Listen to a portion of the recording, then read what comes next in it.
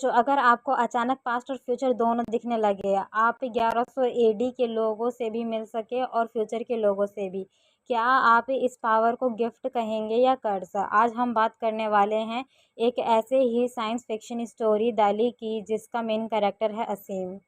नमस्ते दोस्तों, welcome back to the channel. आज हम डिस्कस करेंगे दिल्ली स्टोरी को, जो सिर्फ एक साइंस फिक्शन कहानी नहीं है बल्कि दिल्ली के हज़ारों साल का इतिहास और फ्यूचर को एक साथ जोड़ती है। चलिए बिना टाइम वेस्ट किए स्टोरी शुरू करते हैं। Story explanation. इस स्टोरी का हीरो है असीम, एक नॉर्मल सा लड़का, लेकिन उसके पास एक बहुत ही अनयूजुअल पावर है। उसे पास्ट और फ्यूचर के लोग दिखते हैं और ये उनकी बातें सुन सकता है। इस वजह से उनकी लाइफ बिल्कुल नॉर्मल नहीं रह जाती। कभी वो पृथ्वीराज चौहान के टाइम की एक वुमेन से बात करते हैं तो कभी वो मुग़ल एम्परर मोहम्मद शाह रंगीला को नादिर शाह के अटैक के बारे में वार्न करते हैं, लेकिन कोई उनकी बात पर बिलीव नहीं करता। मेट्रो में सफ़र करते वक्त भी वो फ्यूचर के लोगों को देखते हैं। ये लोग एक अंडरग्राउंड सिटी नीची दिल्ली के बारे में बात करते हैं।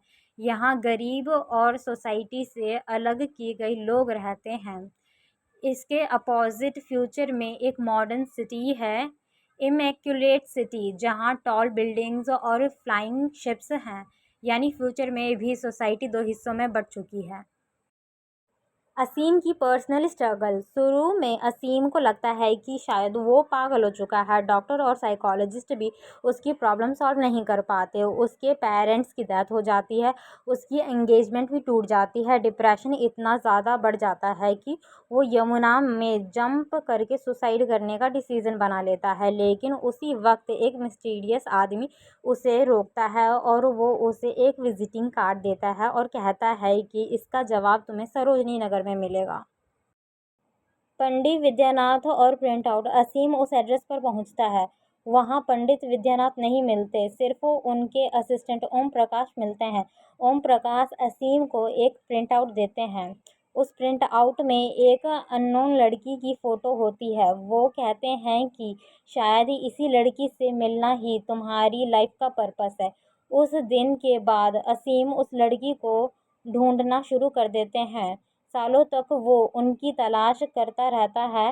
बीच में वो कई लोगों की जान बचाता है और उन्हें वही विजिटिंग कार्ड दे देता है जिसने कभी उनकी जान बचाई थी।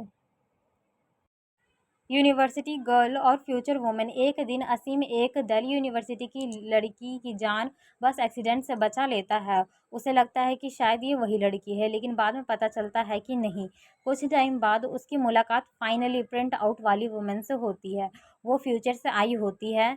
वो असीम से मदद मांगती है। वो बताती है कि फ्यूचर की नीची दिल्ली में लोग बहुत बुरी कंडीशन में रहते हैं। पुलिस उनका पीछा करती है, लेकिन असीम के उनकी हेल्प करने से पहले ही वो अचानक डिसअपेयर हो जाती है। एंडिंग। असीम को लगता है कि उसने गलती से उस वुमन को गलत डायरेक्शन दे दी है। इस गिल्ट में वो फिर से होपलेस फील करता है। वो एक बार फिर सुसाइड करने जाता है, लेकिन इस बार उसे अपना ही फ्यूचर विज़न दिखाई देता है। फ्यूचर वाला असीम उसके हाथ में वही विजिटिंग कार्ड पकड़े होता है। तब असीम को समझ आता है कि उसकी लाइफ का एक पर्पस है। स्टोरी के एंड में वो सुसाइड का आइडिया छोड़ देता है और डिसाइड करता है कि वो अपनी डेस्टिनी को एक्सेप्ट करेगा और दिल्ली के इस मिस्टीरियस टाइम साइकिल का हिस्सा बनेगा। Critical analysis. अब बात करते हैं इस स्टोरी के हिडन मैसेज की। ये स्टोरी सिर्फ टाइम ट्रैवल के बारे में नहीं, इसका मेन आइडिया ये है कि दिल्ली सिर्फ एक सिटी नहीं बल्कि हज़ारों साल का जीता जागता हिस्ट्री और फ्यूचर है। पास्ट, प्रेजेंट और फ्यूचर एक दूसरे से कनेक्टेड है। ऑथर ये भी बताना चाहते हैं कि हिस्ट्री सिर्फ किंग्स और एम्परर्स नहीं बनाते, कॉमन लोग और मार्जिनलाइज्ड लोग भी हिस्ट्री का इम्पॉर्टेंट पार्ट होते हैं और उनकी स्टोरीज़ को इग्नोर नहीं करना चाहिए। कंक्लूजन। तो दोस्तों, ये थी दिल्ली स्टोरी की कंप्लीट एक्सप्लेनेशन। अगर आप एग्ज़ाम के लिए प्रिपेयर कर रहे हैं तो बस ये याद रखिए, main character Aseem, unique power, past और फ्यूचर के लोगों को देखना और उनसे इंटरेक्ट करना। नीचे दिल्ली, फ्यूचर के underground city, immaculate city, future का advance modern city. Main theme time, destiny, history और मार्जिनलाइज्ड लोगों की इम्पोर्टेंस। अगर आपको ये एक्सप्लेनेशन पसंद आई हो तो वीडियो को लाइक करिए, शेयर करिए और सब्सक्राइब करना मत भूलिए। मिलते हैं नेक्स्ट वीडियो में। Thanks for watching.